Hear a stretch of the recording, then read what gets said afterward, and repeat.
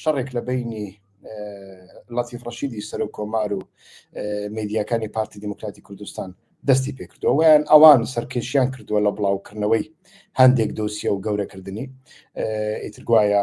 سکرتێری لەتیف ڕەشید لەسەر گەندەڵی سزا درراوە و تا لەتیف ڕەشید گەندەڵە وەکو بڵێ لە عراق هیچ سکرتێرێک هیچ سەرۆکێک هیچ سیاسێک گەندەڵ نەبێ لە عراق چه هەیە گەندەڵ نەبێ لە عراق کام سکرتێر هەیە گەندەڵ نەبێ کام سیاسی هەیە گەندەڵ نەبێ لە پیتی ئاوە تا پیتی زێت ئایشتیوا لە عراق دەبێ پاشان لە عراق کێ هەیە تاوەکو ئێستا بەنا یاسایی خەڵکی لە زیندان دەرنەخستە بێ کێ هەیە تاوەکو ئێستا بەنا یاسایی خەڵکی قاتیلی ئیتر نەپاراستە بێ بۆ ئەوەی نەکەوێتە زیندان و نەچێتە بەردەم دادگا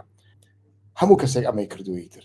و ئێستا کە بۆ ئەمە بەتەنیا ئەم شەیە دەیانەوێ لەسەری لەتیف ڕەشیددا بشکێنن بێگومان لەتیف ڕەشید کەسێکی وەها وەکو شەخص کەسێکی وەها نەکاریزماتیکە نە سیاست مەدارە و نە کەسێکی وەها بەتواناشە ئەوەی لە پشت لەتیف ڕەشیدە دەوڵەتی بەریتانیەیە کێشەی پارتی لەگەڵ لەتیف ڕەشید پێم وایە بەتەنیا ئەوەیە پارتی لەو ماوەیە هەموو هەوڵەکانی خۆی خستونەتە گەڕ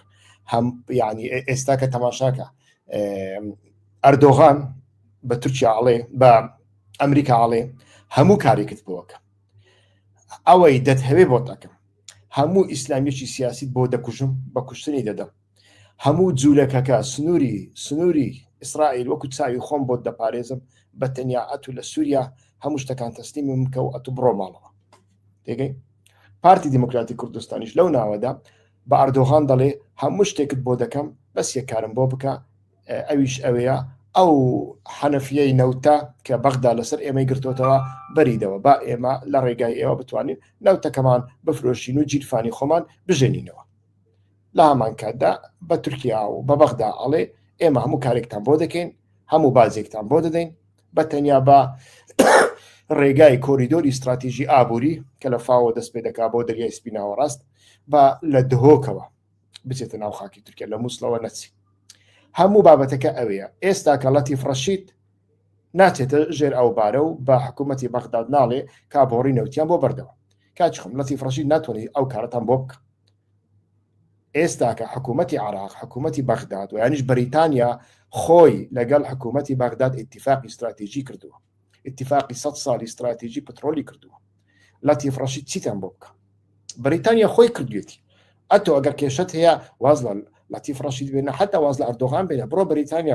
اقناع بکە بەریتانیاش ئەو کارت بۆ ناکە شەڕ هاتنی داعش لەسەر چی پەیدا بوو من 3-4 ساڵ بەر لە بەرنامەیەکدا باسم کرد گوتم کە ئیتر هەندێک کەس لە ژێر سەری مەسعود بارزانیان خوێن ئەگەر بێت و ئیتیفاقێک لەگەڵ هەندێک کۆمپانیای نەوتی خۆر ئاوایی بکات بۆ دەرخستنی نەوتی هەرێمی کوردستان ئەوە کوردستان سەربەخۆ دەبێت ڕاستە چۆ ئیمارات لە ساڵی 2009 بوو 2010 بوو بەبیرم نییە چۆ ئیمارات لەگەڵ 2-3 کۆمپانیا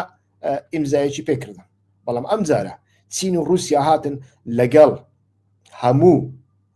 یعنی لە چوارچێوەی هەموو بیرەنەوتیەکانی عراقدا لەگەڵ بەغدا ئیتیفاقیان کرد و ئەگەر بەبیرتان بێ ساڵی 2009 دا حتا 11 و 12 چ پارەیەک لە عراق دەڕژە ئەوە هۆکارەکەی ئەوە بوو کە چین و رووسیا لەگەڵ بەغدا ئەو کاریان کرد کاتێک ئەوان بینیان چین و رووسیا ئەو کارە دەکەن ئەمزارە داعشیان هێنا مەیدان هەموو کارەکەیان تێکدا ئێستاکەش ئەو سیناریۆیە هەمان شتی بەدوا دادێ ئەگەر ئێوە لەسەر ئەو عینادە بەردەوام بن ئێوە دوێنێ هاتن گوتان چەک پێویست ناکە با پەکەکە چەک دابنێ با یەپەگە چەک دابنێ ئێ باشە نە پەکەکەەوە نە ئەوەی لە بەرامبەر پەکەکێ و نە ئەوەی لە بەرامبەر یەپەگەیە هەتاوە کوێستە لە دەستوردا بە یەک حرفیش هیچ مافێکی بە کورد نەداوە بۆ چەک دابنێ تۆ دەستوری بنچینەیە هەموو مافێکی پێداوی تەنانەت سەدام حوسێنی خوێن ڕژ و دکتاتۆریش ئۆتۆنۆمی پێدابووی عەبدولکەریم قاسمی قوربەسەر گەورەترین دەستکەوتی پێدابووی لە دەستوری بنچینەیەدا بەڵام لە بەرامبەر ئەو هەمووانە شەڕت کرد ئێستاکە بۆ چەکدانانی بەخۆت ئەڵێن یەکێتی و یەک ڕێزی بە نەسیحەتمان لە مەزلوم عەبدی کردیە بۆی بستێتە دیمەشق ئێ باشە بۆ بەخۆت ناچی لەگەڵ بەغدا لەگەڵ کۆمپانیای سۆمۆ بە خۆت اتفاق بکەین بۆ ئیلا دەچی لەگەڵ ئەردۆغان اتفاق دەکەین لێرەدا کێشەکە لێرەدایە هاوڕێیان کەس لێرەدا مەجبور نییە لەتیف ڕەشیدێک بپارێزێ بەڵام هۆکارەکان چین ئەو هەموو گەندەڵیە دەکرێ بۆ بە تەنیا گەندەڵیەک ئاشکرا دەکرێت ئەو هەموو گەندەڵیە گەورەیە دەکرێت بۆ بە تەنیا گەندەڵێکی بچووک بچووک بچووک ئاشکرا دەکرێت کێشەکە لێرەدایە ئینسان نابێ وەها بە ئاسانی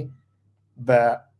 جامە ئاوێکی سۆسیال مێدیادا سۆسیال مێدیای لایەنێک بکەوێتە ناو مەلەوانی